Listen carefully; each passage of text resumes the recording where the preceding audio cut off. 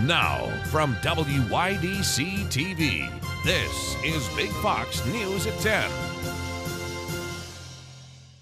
Good evening, I'm Anna Manuel. The Elmira Police Department released its annual crime report for 2021. Our Josh Feldberg breaks down the numbers to see which direction the city is headed. The Elmira Police Department's annual report has been released. The report details many aspects of what happened in the police department over the last year. One of the most interesting parts of the report is the Crime Report Index. The index contains statistics about the number and type of crimes committed in the city over the last year. The index is split into two parts. The first part details the statistics of violent crimes such as murder, rape, robbery, and aggravated assault. It also details property crimes of burglary, larceny, and auto theft. Perhaps the biggest takeaway from this index is that violent crimes were up 12% from 2020 to 2021, including a record number of homicides. Property crime totals were up 3% from 2020 to 2021, another alarming statistic. The second index details all other reportable crimes. The statistics shown in this index are only based off of arrest data related to these crimes. The second index crimes include controlled substances, criminal mischief, fraud, simple assault, disorderly conduct, and more. One of the statistics from this report include a 65% increase in dangerous weapons crimes from 2020 to 2021. Overall, the amount of Index 2 crimes is down 12%, which is a noticeable drop. 2021 was one of the more violent years in recent memory. While lots of crimes were down, some of the more violent crimes were up. According to the report, 33 out of every 1,000 Elmira residents were the victim of either a violent or property crime. The Elmira Police Department will continue to try and keep our community as safe as possible. Josh Feldberg, Big Fox News, Elmira. The second stabbing of a delivery driver has happened in Ithaca this week. The Ithaca Police Department responded to a reported stabbing at the 400 block of North Meadow Street. The victim suffered non-life-threatening injuries to their shoulder, and the suspect took off from the scene. The description of the suspect is vague, but the victim describes this person as a black male, late teens to early 20s, with a thin build, wearing a black sweatshirt. The investigation is still ongoing, and the Ithaca Police Department is asking anyone with information to contact them. A house involved in a torture murder case in Elmira has been sold on the auction block. Our Maggie Hall visited the house and has information on the case. Authorities say that this home behind me at 429 Partridge Street is where the crimes of torture and murder began against 38-year-old victim Juan Jose Gotay. The details of this case are graphic, and viewer discretion is advised. According to the grand jury indictment against 21-year-old defendant Thomas Bovard of Horseheads, the crimes occurred on or around the dates of the 29th and 30th of January in 2021. Two other suspects were indicted 8 days later on September 21st. 18-year-old Malik Weems and 25-year-old Eddie Marty were indicted for charges relating to Gotay's kidnapping and death. The following details from the indictment are graphic. According to the third count of assault in the first degree, Bovard, with the help of Weems and Marte, allegedly mutilated Gotay's eyes by stabbing them with a pointed object. The indictment goes on to say that the suspects allegedly partially severed the victim's tongue and burned his ears and buttocks. The indictment states that the defendants then shot Juan Jose Gotay in the left shoulder and left leg. After being boarded up and locked by Elmira code enforcement, this house at 429 Partridge Street has now been sold. The house was sold during the Chemung County tax foreclosed real estate auction. The buyer with the username JJ Warso purchased the home with the highest bid of $25,900. Big Fox will continue to monitor this case and will inform our viewers of any further developments. Maggie Hall, Big Fox News, Elmira. A historical 19th century building is for sale in Elmira. The Richardson Kennedy home, formerly known as the Ritz Carriage House, is a Victorian-era home located at 359 West Church Street. The home was built in 1870. It still retains many of the Victorian fixtures. The Near West Side Neighborhood Association and Historic Elmira have been working to restore it and are now looking to pass the torch. The listing can be found at the website on the screen. A celebration for some of Elmira's firefighters will be held this weekend. The West Elmira Volunteer Fire Department will celebrate 50 years of serving the community this Saturday. The event is free to the public and will feature live music, food trucks, inflatables, and games for kids. The celebration will be held at Piero-Zolo Park, located behind the West Elmira Fire Department. The Vax to School program is being relaunched this year. Governor Kathy Hochul announced the statewide COVID-19 vaccination campaign is back for the upcoming school year. The program is a way for school-aged children to gain access to the COVID-19 vaccine.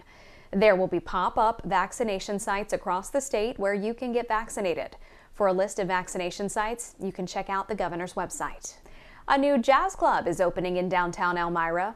WMC North is located at 223 West Water Street in Elmira. The location will function as a jazz club, a bar, and a restaurant. A nonpartisan watchdog group says the Biden administration's plan to cancel large portions of student loan debt could undermine the president's new Inflation Reduction Act. Aisha Hasni has an update from Capitol Hill. As the president celebrates a streak of legislative victories, progressives are reminding him of an unfulfilled campaign promise. I'm going to eliminate a lot of your student debt. Student loan payments paused for the pandemic are set to restart in 2 weeks. More than 100 Democrats sent a letter to the White House calling for another extension. The White House has yet to announce a decision, but some experts warn not to pull the trigger. Oh, it's going to make inflation worse. The nonpartisan Committee for a Responsible Budget crunched the numbers and found extending the current pause through the end of the year would cost $20 billion and canceling $10,000 per person, which the president prefers to do legislatively, would cost $230 billion. Actions that the committee says would erode any deficit-reducing policies from the president's so-called Inflation Reduction Act. What I worry about is that we're going to turn around and completely undermine that. Progressives like Senator Elizabeth Warren are floating the idea of restarting payments while canceling student debt at the same time.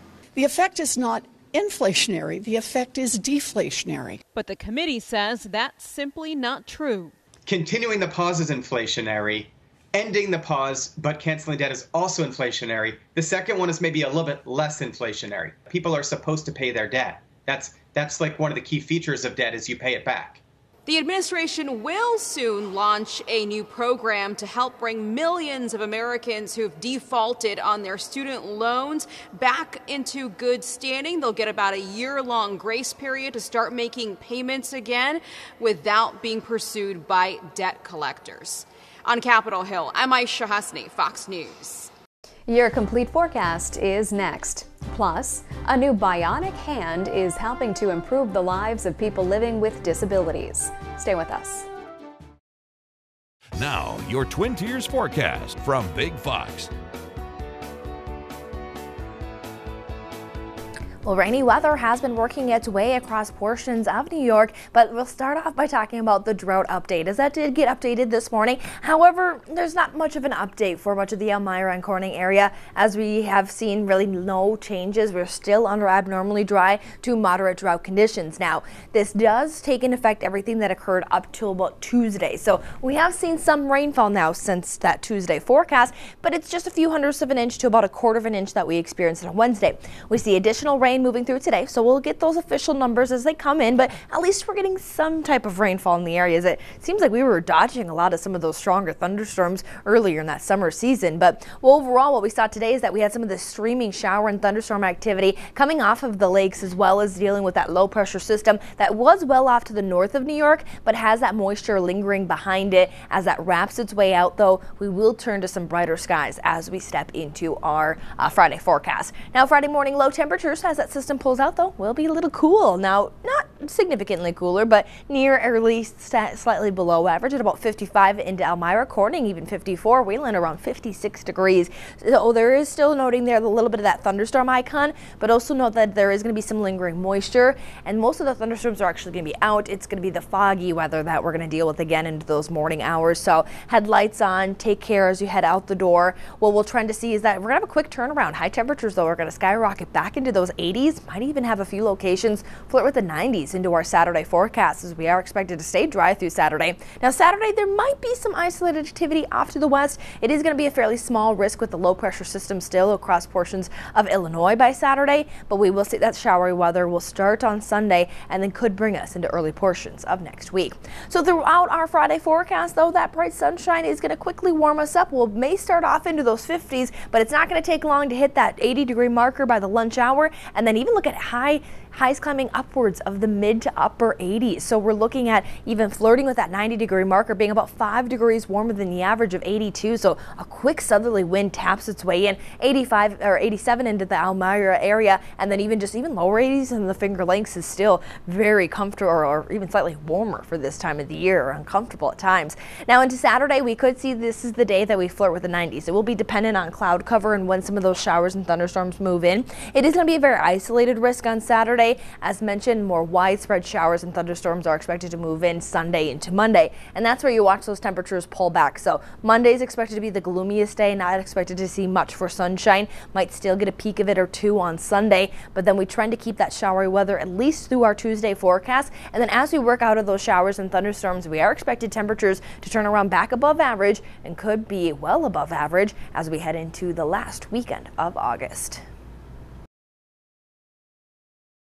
Advances in technology are opening up new possibilities for those living with disabilities. Ashley Strohmeyer takes a look at a bionic hand built with artificial intelligence and how it's revolutionizing prosthetics. No, Jessica Smith is not a cyborg, even though her kids seem to think she is. They think it's amazing that I'm like half human, half robot. The former Paralympian was born without her left hand, and while she now has a state-of-the-art bionic one, it's been a long and traumatic road getting to this point. Her parents had her fitted for a traditional prosthetic when she was a toddler, but it was clunky and resulted in her having an accident with a boiling kettle where she was badly burned. But I did have to have skin grafting, and I was in and out of hospital for a long, long time. And so for me, there's always been an association between the fact that this prosthetic aid didn't actually help. But Smith isn't alone. Many people struggle with standard prosthetics. The World Health Organization reports roughly 30 million people require some sort of artificial limb. English-based company Covey hopes its bionic hand will be a game changer. It's really, really, really cool. Like others on the market, Covey's devices senses muscle movements in a person's upper arm, which causes the hand to open and close. But unlike other robotic prosthetics, Covey's hand has artificial intelligence built in, letting the company install updates anytime from anywhere, expanding access to a wider range of movements and gestures for its users almost instantaneously.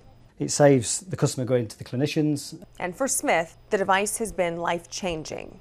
Covey is aiming to increase monthly production of its bionic hand to 100. The company is currently working with 27 distributors, including ones here in the U.S. Ashley Strohmeyer, Fox News. As our nation's school kids head back to the classroom this year, they might be in for something new. Ted Lindner has more on why a growing number of districts are implementing mental health protocols and what techniques teachers will be using to ensure that every student is de-stressed and ready to learn.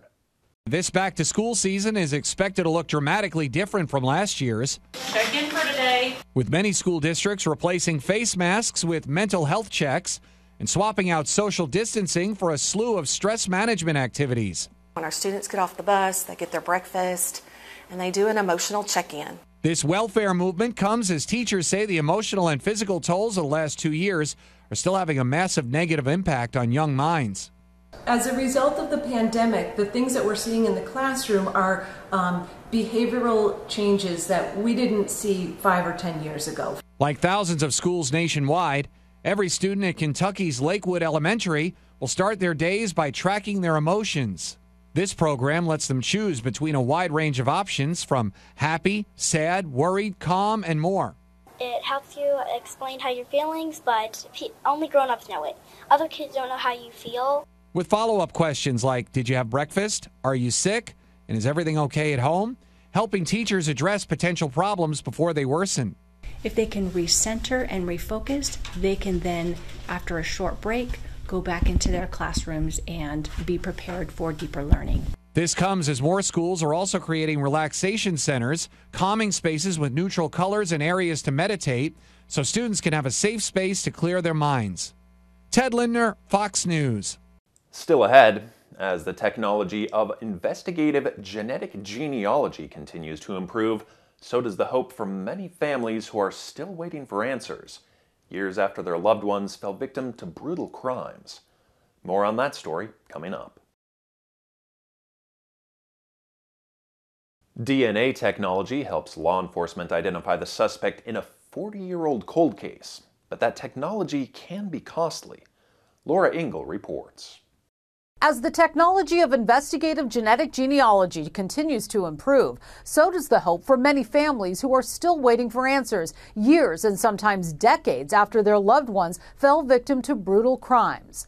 Now, for one notorious case out of Northern California, there could be closure for a murder that seemed unsolvable until now. I believe that we have a responsibility to these victims, no matter how old the case is. Investigators in Santa Clara County, California, announcing they finally have a suspect in custody in the case of 15-year-old Karen Stitt, nearly 40 years after she was abducted, raped, and murdered using investigative genetic genealogy technology.